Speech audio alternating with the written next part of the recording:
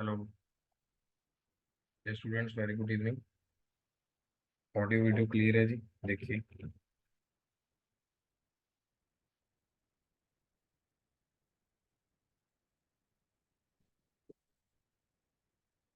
started the topic inflation yesterday. Demand pull, supply push, and structural inflation. Disinflation and difference between disinflation. यहाँ पर हमने कल जो topic था वो ड्रॉ किया था।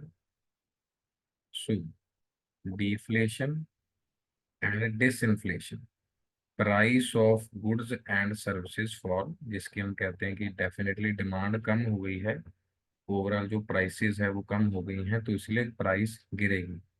लेकिन डिसइंफ्लेशन क्या है? Price of goods and services do not fall, there price rise but overall rate is slow.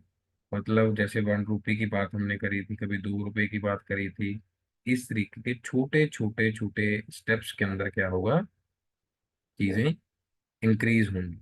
और उसमें ये हो सकता है कि कोई उसको कंज्यूम करे ना करे, या फिर सब्स्टिट्यूशन पे चले जाए। इसीलिए पहले वो फंक्शंस को अपने स्टडी किया कि कंज्यूमर की प्रेफरेंसेस क्या होंगी। या फिर हम एक वर्ड कवर कर चुके हैं, दैट इज इनडिफरेंस कर्व, जिसको हम IC1 less than IC2, again less than IC3, indifference curve 1 2 3। मतलब इन सभी पार्ट्स के अंदर जो मैक्सिमम कर्व हमारे पास जाएगी, यहाँ पर मैक्सिमम सेटिस्फेक्शन है। पहले हम इस कर्व पे सेटिस्फाई हो रहे थे, फिर हम इस कर्व पे सेटिस्फाई हो रहे थे, लेकिन थोड़ी सी इनकम और बढ़ी, फिर इस पे सेटिस्फाई होने लगी। It is the result of decline in the overall ही जो इकोनॉमी का, जैसे हम कहते हैं कि पूरे विश्व लेवल पे ये मंदा हाल है, तो कोई किसी चीजों को नहीं परचेज कर रहा होता। And it is overall fall in the inflation. अब यहाँ पर क्या है कि कभी कोई चीज बढ़ गई, कभी कोई चीज इंक्रीज कर गई, तो किस तरीके से जो मुद्रास्फीति है या इन्फ्लेशन रेट है वो इंक्रीज हो रहा है, कि कभी आज बढ़ गया कभी कम हो गया। यहाँ पे नेगेटिव होगी लेकिन पॉजिटिव तो होगी, लेकिन स्लो डाउन होगी। पहले 3% था, फिर 2 था, फिर कभी 1.5 हो गया, कभी 2.5 हो गया। इस तरीके से है। It signified direction of prices of, मतलब बताएगा किस तरफ को प्राइसेस जाएंगी, बढ़ेंगी। लेकिन ये बताएगा कि आज अगर 1% आया है तो कल हो सकता है ½ % टूटे, उतना टूटे, लेकिन वो फिक्स रहेगा। लेकिन यहाँ पर तो पता ही है वो गिर ही रहा है, लेकिन वो परसेंटेज वाइज गिर रहा है। हार्मफुल टू द इकोनॉमी, लेकिन ये हार्मफुल नहीं होगा, कुछ समय के लिए होता है। लेकिन ये वाली जो डिफ्लेशन है, जब चीजें पसंद नहीं करेंगे तो डेफिनेटली वो डिफ्लेशन होगी। सो स्टैगफ्लेशन, पहले इसको रीड करिए, फिर इसको देखते हैं। स्टेगनेंट वर्ड होता है रुक जाना। रीड करिए इसको।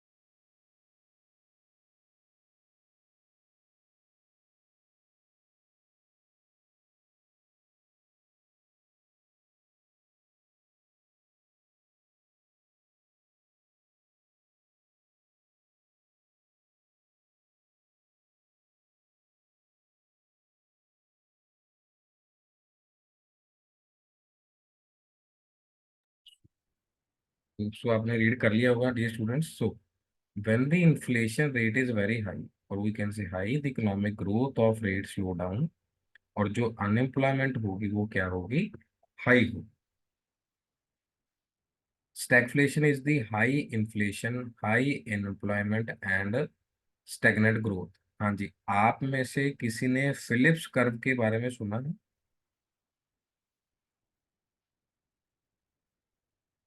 Phillips curve. मान लीजिए हाई इन्फ्लेशन है, इट मीन्स क्या है, प्राइसेस ज्यादा हैं, तो हाई अनएम्प्लॉयमेंट का मतलब क्या है कि अगर ज्यादा चीज कॉस्टली है उसका मतलब यही है सीधा सीधा कि हम उसको परचेज नहीं कर पा रहे। परचेज क्यों नहीं कर पा रहे? क्योंकि हमारे पास पैसा नहीं है। पैसा क्यों नहीं है? क्योंकि हम क्या नहीं कर रहे, या फिर पर कैपिटा इनकम नहीं है, कि उतनी इनकम नहीं है कि वो उस चीज को परचेज कर पाए। स्टैग्नेंट ग्रोथ क्या है कि स्लोली स्लोली चल रहा है। It raises a dilemma for economic policy since action designed to lower inflation by may exacerbate, मतलब धीरे धीरे उसको चीज को कम किया जाए और vice versa. It is unusual because policies to reduce inflation make life difficult for the unemployed. Definitely policy इस तरीके से कि कम करनी है, लेकिन ऐसा नहीं कि अनएम्प्लॉयड लोगों के लिए बहुत सारी दिक्कतें आ जाएं। while steps to elevate unemployment raise inflation, अब इन्फ्लेशन कैसे होगा? पहले इसको एलिवेट करना है, इसको खत्म करना है।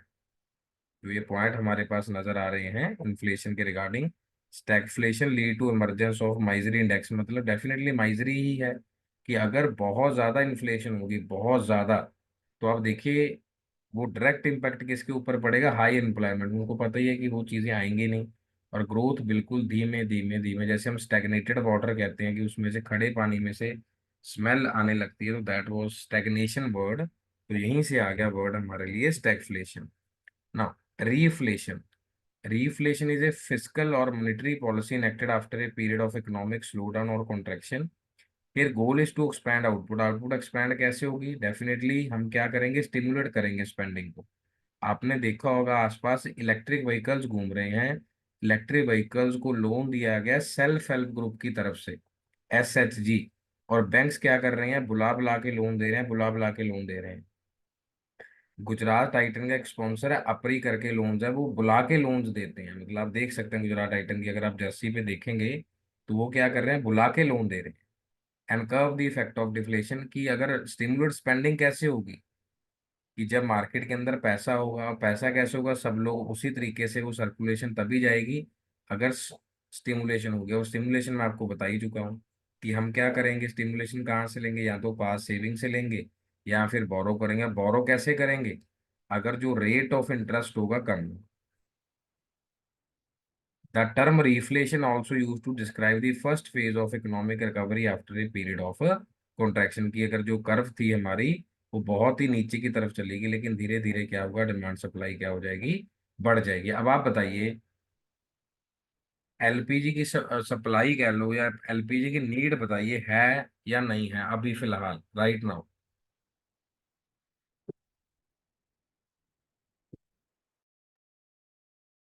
है सर।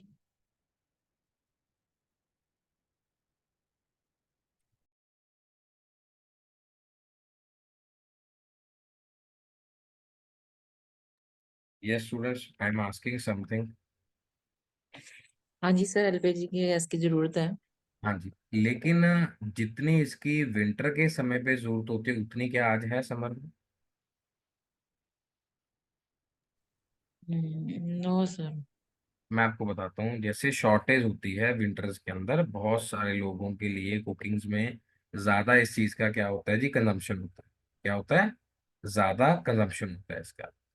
अब अगर आप कभी इसमें बुक करके देखना, उसमें 7 डेज की वेटिंग रहती है, लेकिन एलपीजी की यहाँ पर 1 to 2 डे वेटिंग होती है, मतलब इस समर सीजन के अंदर। नेक्स्ट टाइम ट्राई कर लेना, वर्ड्स अगर नहीं क्लियर हुए होंगे तो नेक्स्ट ईयर जब सर्दी आएगी उस चीज को चेक करना, क्योंकि बहुत सारी लोग क्या करते हैं सर्दी में वही, जैसे जो पहले गर्मी में क्या है, खाना बनाने की वैसी और चीजें चाहिए, और वैसे वहां पे शॉर्टेज कैसे भी साथ साथ में, क्योंकि कंजम्पशन ज्यादा हो जाती है, क्योंकि इन्वायरमेंट ही इतना बहुत ज्यादा ठंडा होता है। और सभी लोग क्या करते हैं, जैसे मान लो कोई वेंडर्स हैं, जब ये कह देते हैं कि छोटे जो कुछ कुछ बनाने वाले हैं, रेडी वाले हैं, वो क्या करते हैं, वो भी उस चीज को देखते हैं। फिर जो सब लोग को फूड ज्यादा कंज्यूम करते हैं, वो आप बताइए इस समय अगर नॉर्मल कम्यूटर्स हैं जो आसपास जा रहे हैं, वो फूड को कंज्यूम कर रहे हैं या आसपास नारियल पानी है या कुछ और है, लिक्विड डाइट को कंज्यूम करता है? आप खुद देखिए एक बार। गर्मी पहले ही इतनी ज्यादा होती है तो डेफिनेटली वो उतना ज्यादा बर्न आउट नहीं करेंगे। तो मैं एक बेसिक बिल्कुल छोटा सा पॉइंट बता रहा हूँ। और उस समय अगर आज बताइए, अभी आज मस्टर्ड ऑयल की डिमांड ज्यादा है? अभी नहीं होगी। जैसे ही सर्दी की तरफ जाएंगे, जैसे ही दिवाली की तरफ जाएंगे, एकदम शूट अप कर जाएगी और यहीं पे प्राइस बढ़ जाएगा। ये मैंने पहले भी आपको बताया था। तो सारी चीजें क्या हैं, कॉन्ट्रैक्शन से एकदम चीजें खुलेंगी। अब आप बताइए, जो सर्दी है, सर्दी के कपड़े ज्यादा कॉस्टली है, गर्मी के ज्यादा कॉस्टली है?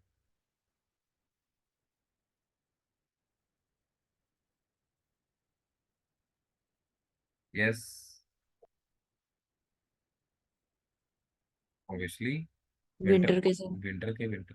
तो अब वो डेफिनेटली, अब क्या कॉन्ट्रैक्ट हो जाएगा ना, अब किसी ने क्या स्पेंड करना है इसमें। वहां तो 2 3 4 लेयर बनानी होती है, कैप है, ये है, मफलर है, जैकेट है, ग्लव्स है, कितना। अभी तो कुछ नहीं है, अब तो सिर्फ 2 पीस 3 पीस में जाना पर्सन ने बड़े आराम से, कि जो उसको ड्यूटी के हिसाब से जाना, जॉब के हिसाब से। It means that some sectors face inflation while other sector of economy do not. Food prices may rise due to increase in the price of onion and tomatoes. बाकी शू सेक्टर में कोई इन्फ्लेशन नहीं है, ठीक है, और सॉक्स वाली में कोई इन्फ्लेशन नहीं है, बाकी में नहीं है। लेकिन इसकी वजह से जितने भी फूड वाले हैं वहां इन्फ्लेशन एकदम से पिक हो जाएगी। और आप बताओ, क्या वो मेन्यू कार्ड चेंज करते हैं जी? बताइए एक बार। जो डाइट एक बार फाइनल होगी, हो सकता है उसमें कोई और प्रावधान ले आए, लेकिन जब 300 रुपीज था, 300 रुपीज था, तो उसमें कंज्यूम किया होगा, लेकिन नॉर्मल कंज्यूम किया होगा, ज्यादा डाइट को नहीं बनाया गया होगा, नॉर्मल नॉर्मल बनाया गया होगा। या फिर अगर अनियन है, उसमें डाला गया होगा, लेकिन उसमें फिर सैलेड में नहीं दिया होगा। ये देखिए ध्यान से, मैं आपको हॉस्टल का एग्जांपल भी बता सकता हूँ, वैसे नॉर्मल भी एग्जांपल दे सकता हूँ। यस। स्क्यूनेस का मतलब आप इसमें भी समझ लीजिए, ये एक स्क्यूनेस होती है, ये नॉर्मल डिस्ट्रीब्यूशन कर्व होती है, लेकिन ये ऐसे बढ़ गई कि यहाँ पर नहीं थी लेकिन यहाँ पर थी, या फिर इस तरीके कि इस साल ऐसे सेक्टर में नहीं है, यहाँ पर स्क्यूनेस है। Relation policies can including reducing taxes, change the money supply and lowering the interest rate. अब किसी जगह आप देखो, जैसे हमने बात करी, जितने भी कपड़ा मार्केट वाले हैं, अब आप बताइए, सर्दियों में बम्पर कमाई हो गई, लेकिन गर्मियों में कैसे है? नॉर्मल नॉर्मल है, नॉर्मल नॉर्मल की जिसको ठीक है, गर्मियों के हिसाब से कॉटन पहनना है या कुछ और है, उस तरीके से अपन क्या कर सकते हैं, इसको कंज्यूम कर सकते हैं। हाँ जी स्टूडेंट्स, क्लियर होगी ये वाली बात?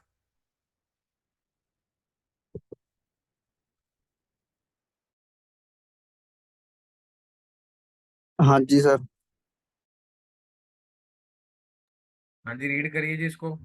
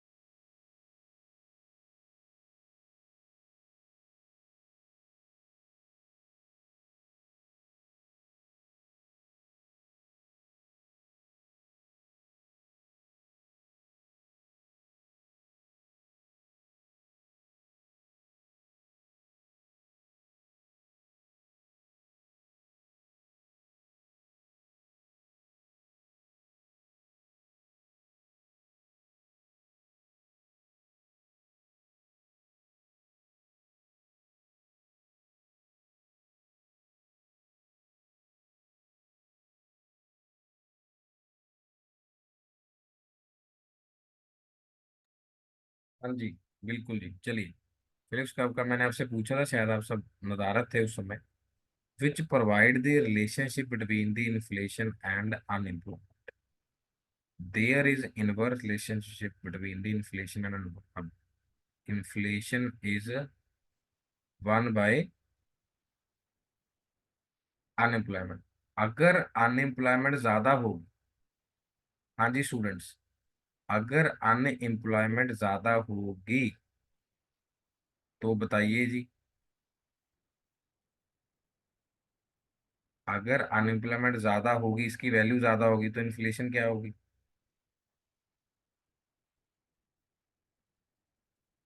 1/10 डाल दी, तो ये वैल्यू क्या आ गई? हाँ जी स्टूडेंट्स, इस पॉइंट को देखिए जी।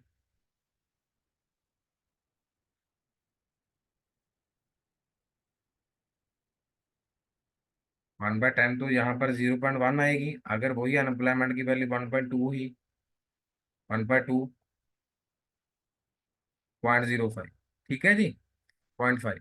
तो ये क्या है, अब वहां पर जैसे जैसे वैल्यू बढ़ती जाएगी, जैसे जैसे बढ़ती जाएगी तो इन्फ्लेशन अपने आप बढ़ जाएगी। तो इसीलिए unemployment is equal to 1/i। तो ये कम से कम रहनी चाहिए, मतलब नॉर्मल सिचुएशन पे रहनी चाहिए। The underlying logic behind the Phillips curve is quite sticky or inflexible in market economy, so employment is bound to shoot up whenever worker refuse to accept the lower wages। जब वो काम करने के लिए मना कर देंगे तो डेफिनेटली क्या होगा, अनएम्प्लॉयमेंट एकदम से शूट अप कर जाए। इस पैराग्राफ को प्लीज रीड करिए दोबारा से। The underlying logic behind the Phillips curve is that wages are quite sticky or inflexible in a market economy, so unemployment is bound to shoot up wherever worker refuse to accept the lower wage। जहाँ मतलब हम यहाँ पर आगे एक word को study करेंगे, एक होती है कंडीशनल जॉब, एक होती है अनकंडीशनल। कंडीशन क्या होती है कि नहीं जी मेरे पास ये है, मैं तो इतने पे ही काम करूंगा, वो कहेंगे जाओ घर जाओ। उसके लिए क्या हो गया, उसके लिए तो इन्फ्लेशन होगी, उसके जेब में पैसे ही नहीं है। हाँ, जिसने कहा कोई बात नहीं जी, आज मैं 400 पे काम कर लूंगा, आज मैं 300 पे काम कर लूंगा, उसके लिए कोई इन्फ्लेशन नहीं। अब पाकिस्तान में इन्फ्लेशन क्यों है, जो हमें दिखाते रहता है टीवी पे, वो बंदे काम ही नहीं करते से। और हमारे इंडिया वाले जहां मर्जी ले जाओ काम करने के रेडी बैठे होते हैं, कम से कम पे रेडी बैठे होते हैं। और इसीलिए बहुत सारे बीपीओ, बिजनेस प्रोसेस आउटसोर्सिंग जो है, कॉल सेंटर्स हैं हमारे इंडिया में, थोड़ा सा शिफ्ट मलेशिया में भी, इंडोनेशिया में, क्योंकि वो हमसे भी सस्ता काम करने के रेडी हैं, क्योंकि हमारे वाले थोड़ा सा आगे और जा चुके हैं। हाँ जी, इसको दोबारा से रीड करिए जी, कोई डाउट है तो पूछिए इसमें।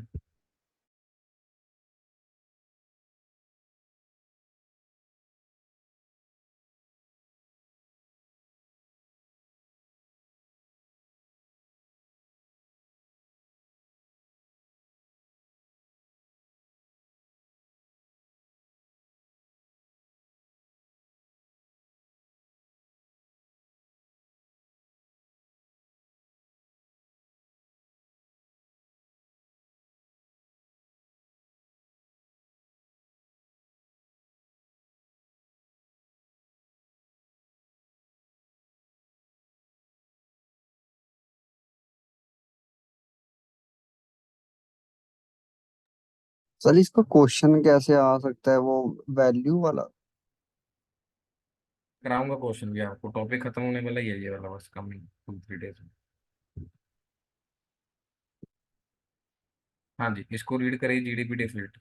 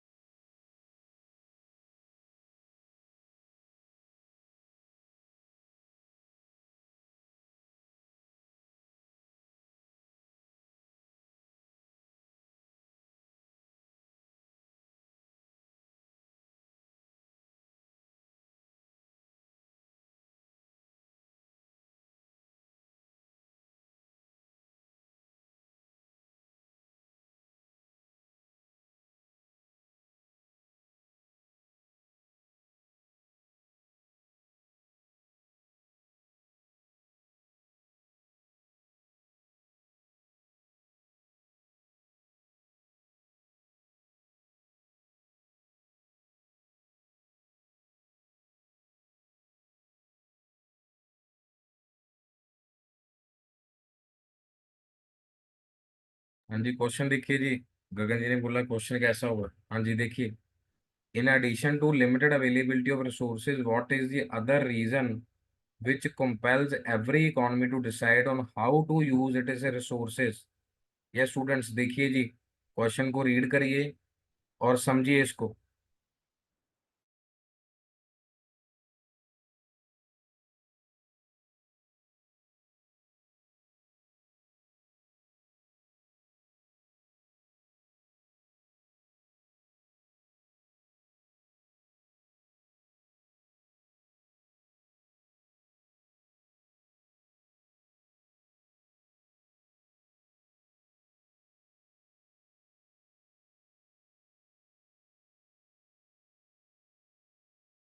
हाँ जी, ये सेकंड क्वेश्चन है जी, जो हमने उस दिन बात करी थी, पहले भी करी।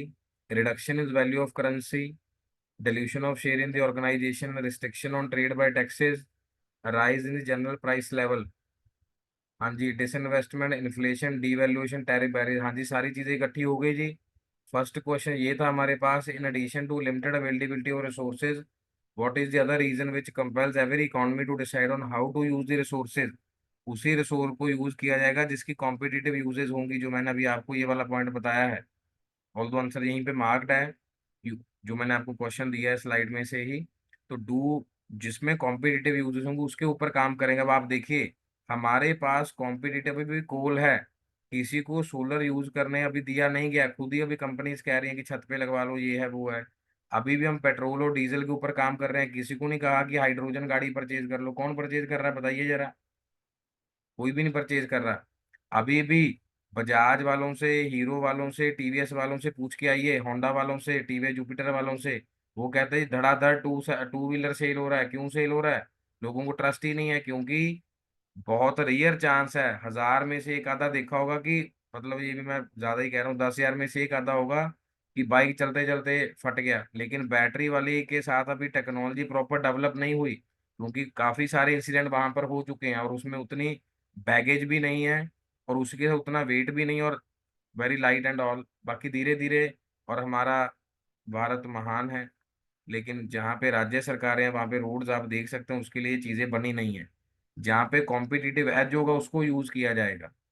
हाँ जी, ये बात क्लियर होगी। मैंने आपको ब्राजील का भी बताया था, वेनेजुएला का भी, कि वहां पर बहुत सारा कोल है। अब उनकी क्या गलती या हमारी क्या गलती कि हमारे पास कोल है, बाकी उनके पास नेचुरल रिसोर्सेज हैं। न्यूजीलैंड है, बहुत छोटा है, दिल्ली से भी कम आबादी होगी जी न्यूजीलैंड की।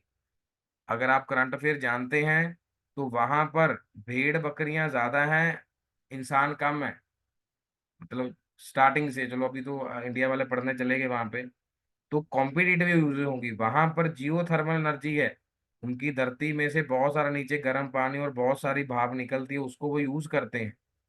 हाँ जी, क्लियर हो गया ये वाला पॉइंट सभी को? First question. हाँ जी गगन जी, आप तो बताओ कम से कम। Yes sir. हाँ जी।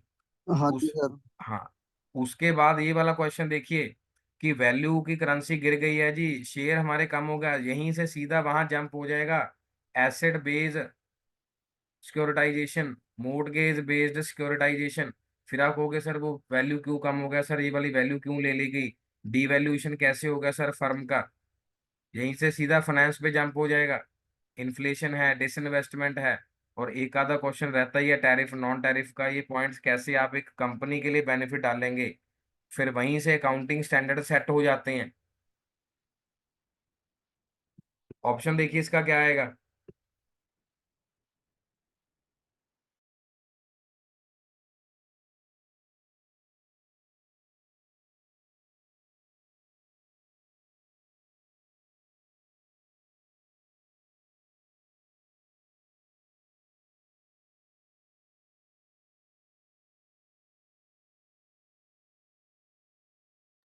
Sir D option. हाँ जी, वेरी गुड जी, डी ऑप्शन आएगा जी, डी ऑप्शन। ए का 3 है, डिवैल्यूएशन है, बी का 1 है। अब मैं यहाँ पे एक मेथड बताने जा रहा हूँ, ध्यान से इस बात को सुनिएगा, पूरे एग्जाम में इसी के साथ काम करिएगा, बाकी और क्वेश्चंस की प्रैक्टिस भी हम करेंगे। अब देखिए ध्यान से क्या बताने जा रहा हूँ। मान लीजिए कोई भी बात हमें नहीं पता, यहाँ देखिए बी की 2 ऑप्शन है ज्यादा, तो हम ये वाला A B C D cancel नहीं कर सकते। अब ए की भी 3 में 2 है, 1 2 4 है, ऐसे करके। ओके, हमें एक ऐसा ऑप्शन चूज करना होगा जो हमें पता ही है कि इसके अलावा इसका कुछ हो ही नहीं सकता। अब डिसइन्वेस्टमेंट, इन्फ्लेशन, डीवैल्यूएशन, ये सारी वही है, कम ज्यादा कम ज्यादा कम ज्यादा। लेकिन एक ऐसा पॉइंट है टैरिफ बैरियर, टैरिफ बैरियर जो सबसे अलग है, देखो ध्यान से, टैरिफ बैरियर्स मतलब रुकावट भी होगी और टैक्स भी हो गया, रिस्ट्रिक्शन भी हो गई, टैक्स भी होगा, एक ही ऑप्शन है। और देखिए कहीं पे कोई ऑप्शन आ रही है जी, रिस्ट्रिक्शन ऑन ट्रेड, टैरिफ और कोई ट्रेड के ऊपर बात होती है डिसइन्वेस्टमेंट में। इन्फ्लेशन में डिसइन्वेस्टमेंट कहाँ करते हैं हम? किसी ऑर्गेनाइजेशन के रिगार्डिंग, ये तो सीधा ही क्लियर है। यहाँ तो बी से ऑप्शन चूज कर सकते थे या सी से, बाकी सारा क्रॉस था, बाकी सारा ही क्रॉस था। तो इस तरीके से भी आप मेथोडोलॉजी को अडॉप्ट कर सकते हैं कि एक क्वेश्चन, दूसरा क्वेश्चन या चौथा क्वेश्चन कैसे अचीव करना है। मैच ऑफ द फॉलोइंग आपके पेपर में आएंगे, बिल्कुल आएंगे। क्लियर है जी ये वाली बात आप सभी को? अपनी कॉपी पे नोट कर लीजिए, वैसे मैं भेज दूंगा, कोई दिक्कत नहीं है। हाँ जी, कॉपी पे नोट करिए जी इसको।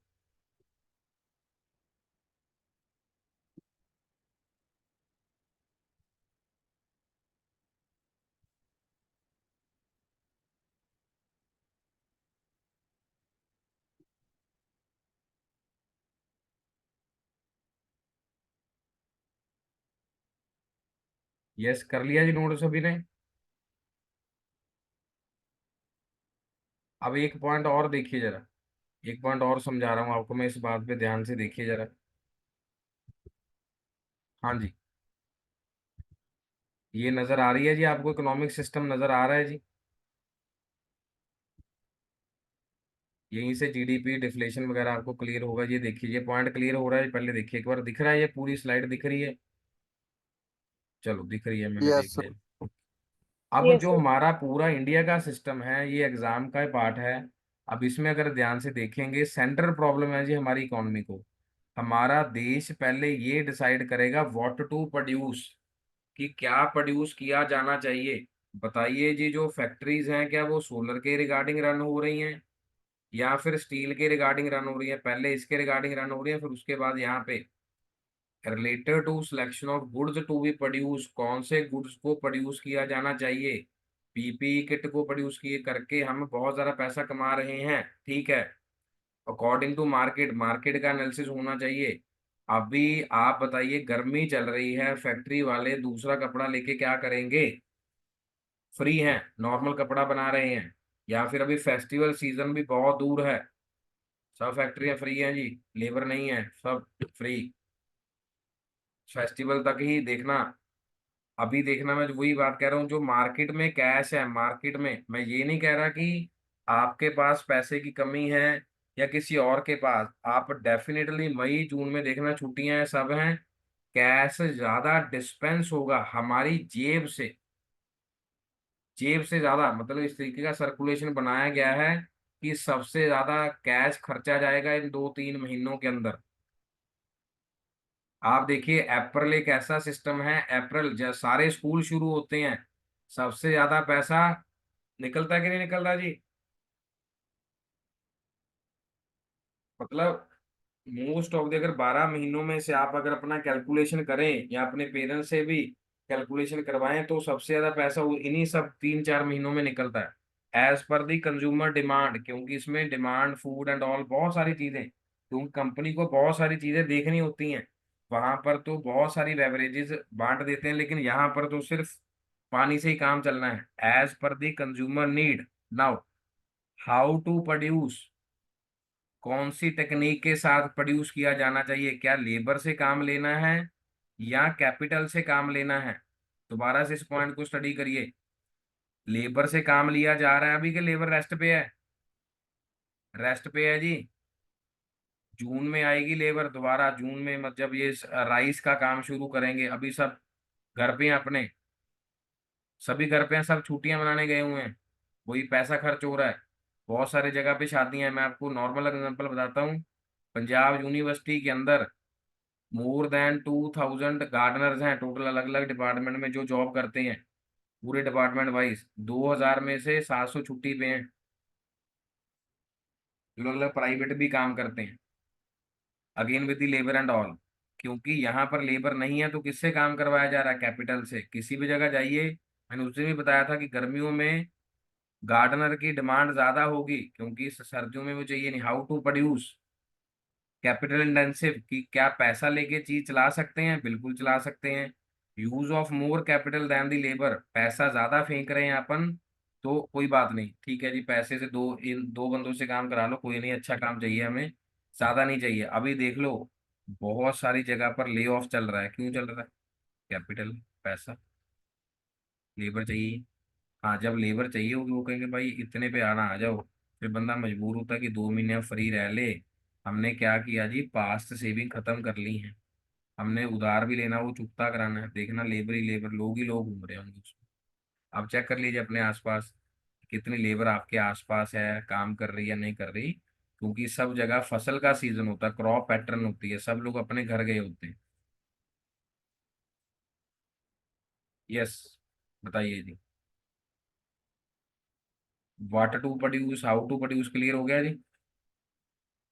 उसके बाद हमारे पास एक चीज और आती है, इसके लिए प्रोड्यूस करना, भाई जनता तो है नहीं। According to distribution of income, पैसे के हिसाब से प्रोड्यूस किया जाएगा। या जो हमारे पास रिसोर्सेज हैं, रिसोर्सेज के साथ ही चीजें प्रोड्यूस करी जाएंगी। इनकम फिर वही बात है, पर कैपिटा इनकम क्या है या लोग कैसे एक्सपेंडिचर करते हैं।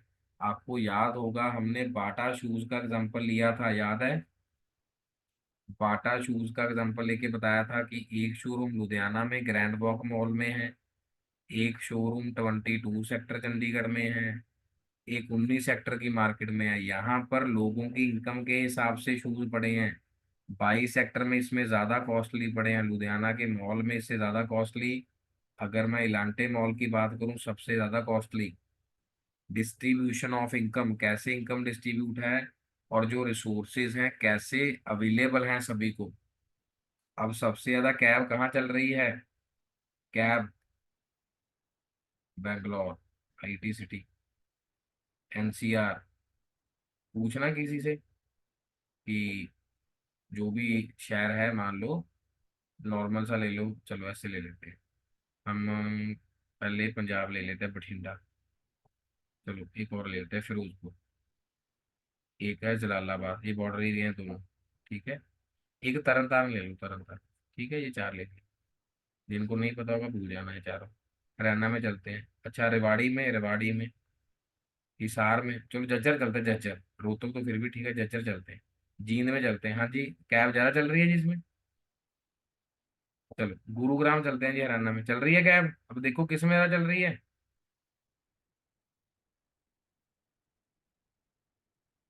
हाँ जी।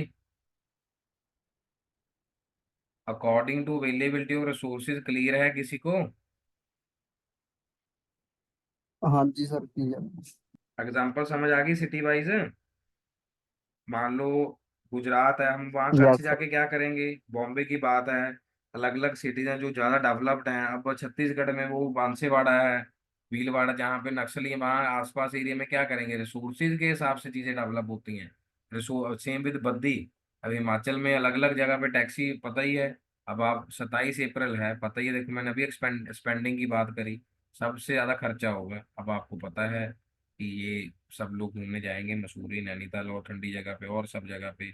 और ये ऑलरेडी रहेगा, वीडियो आ जाएगी ये आपके पास कि ट्रैफिक बहुत है, ऐसे ऐसे जाम है। लोगों को पता होता है फिर भी जाएंगे, लोगों को पता है फिर भी जाएंगे। अवेलेबिलिटी ऑफ रिसोर्सेज, उनके पास रिसोर्सेज है, वो जाएंगे वेस्ट करने के लिए। लोग उनसे इनकम ले लेंगे। फिर आएगा कि शिमला में पानी नहीं है। फिर ये भी आएगा हिमाचल में कि होटल बुकड है, हमें यहाँ सोना पड़ा। तो किसने बोला भाई जाने के लिए, तो आपको पता ही है कि लिमिटेड धरती है, लिमिटेड रिसोर्सेज हैं, आपको नहीं जाना चाहिए। तो ठीक है, you can have a nice experience over there in upcoming June 2024। Okay. So next, जो मैंने आपको बताया ना चाहा, जीडीपी डिफ्लेटर, एक बार इसको रीड करिए। इसको अपन मंडे ही ओपन कर पाएंगे, इसीलिए मैंने आपके लिए थोड़ा सा बेस बनाया था। ये आप देख सकते हैं, पहले इसको पढ़िए एक बार।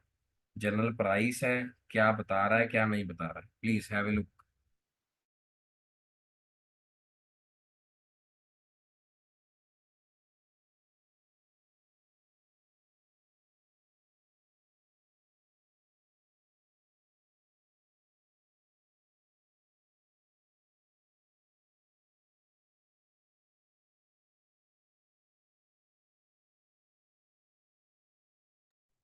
इसका क्वेश्चन भी आपको मैं करवाऊंगा। अब क्या लिखा हुआ है, dividing nominal GDP by real GDP multiplying by 100। Nominal GDP market value of goods production economy unadjusted और इन्फ्लेशन। मतलब किस पे चलेगा, करंट प्राइस, जो आज है, आज मतलब अभी। और जैसे शुगर है 43 44, ये डेली सट्टा लगता है इस पे, डेली। मसालों के ऊपर भी, ये जो कुछ सब्जी ये दालें वगैरह हैं, चने वगैरह हैं, इस पे डेली सट्टा लगता है, daily. Real GDP is nominal GDP adjusted for inflation to reflect change in the real output. मतलब ये कांस्टेंट कि किसी चीजों पे जीडीपी कांस्टेंट है, कुछ current prices divide by constant prices into, current आज क्या है कांस्टेंट कितने के साथ, तभी तो वो 6.7, 7.8, 2.2 ऐसे ही आएगा ना, डिवाइड करके, तभी डिफ्लेशन के साथ हमें। अब this is much more broader and comprehensive measure of inflation, CPI, मतलब प्राइस इंडेक्स के साथ या होलसेल प्राइस इंडेक्स के साथ अपन मेजर करते हैं। और एग्जाम में ये दोनों वर्ड ही इंपॉर्टेंट है, काफी क्रूशियल है। इसको अपन मंडे ओपन करेंगे। वैसे मैं आपको लुक दिखा देता हूँ कि कैसी है।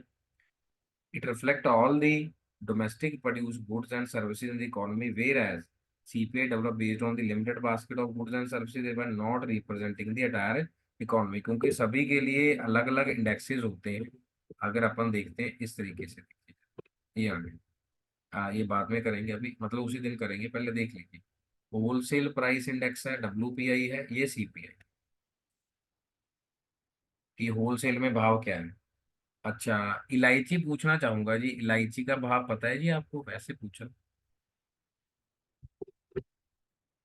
हाँ जी, प्राइस ऑफ इलायची जी, हम कई बार कहते हैं सर कि ये, सो ऐसा है 36 रुपए किलो।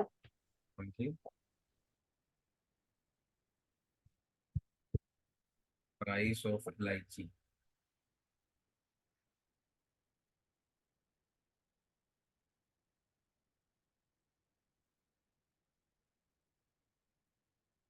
अब करंट प्राइसेस के हिसाब से 1400, 1500, ठीक है जी, क्लियर है। अब ये कभी ऐसे आई है कि हम कैसे यूज करते हैं इसको, सर 10 रुपए की, सर 50 रुपए की, सर 100 रुपए की, इस तरीके से। अगर हम गूगल धूप की बात करते हैं, जो ओरिजिनल है, जो क्रिस्टल से बनती है, वो गूगल मत समझिएगा, ठीक है जी। तो ये सारी चीजें क्या हैं, अब उसमें अलग अलग चीजें वेरी करती हैं, 2000 भी है, 3000 भी है, 4000 भी है, मतलब इतनी कॉस्टली होती है कि ग्राम्स में ही मिलती है। तो ये सारे पॉइंट्स किस में चलेंगे, उसी के साथ। Price of selection of goods at wholesale price to retail दस एक्सक्लूडिंग द सेल टैक्स, यहाँ पर सारे टैक्सेस को अपन क्या कर देते हैं, माइनस कर देते हैं। हाँ जी, तो हमारे पास विवेक जी का मैसेज आया कि सर 3000 रुपये डेफिनेटली, तो जो 1000, 1500 नॉर्मल है क्वालिटी के हिसाब से, 3000 रुपये है जो उन्होंने इलायची का रेट बताया। तो डेफिनेटली 2700, 2800 था कुछ समय पहले, सर्दी में और भी बढ़ जाएगा, यहाँ पर गर्मी में थोड़ा सा नॉर्मल है। और इवन ये काफी मिठाइयों में भी यूज होता है, उस वजह से भी है। सो और अलग अलग टाइप का फिर आर्टिकल्स हैं, फ्यूल पावर है, ये सारा आ गया। यहाँ पर कंज्यूमर कितना पे कर सकता है, कंज्यूमर प्राइस इंडेक्स की क्या उसके पास है, कि जैसे राइस 80 रुपीज वाले भी हैं, 100 भी है, 200 भी है, 400 भी है, 500 भी है। ओके, सो इसके साथ नेक्स्ट क्लास में अपन मिलेंगे। WPI है और CPI है, टाइमिंग 9:30 ही है, ठीक है। और मैं आपको मैसेज कर दूंगा दोबारा से, बाकी इन्फॉर्म भी कर दूंगा, ठीक है जी। मिलते हैं नेक्स्ट क्लास।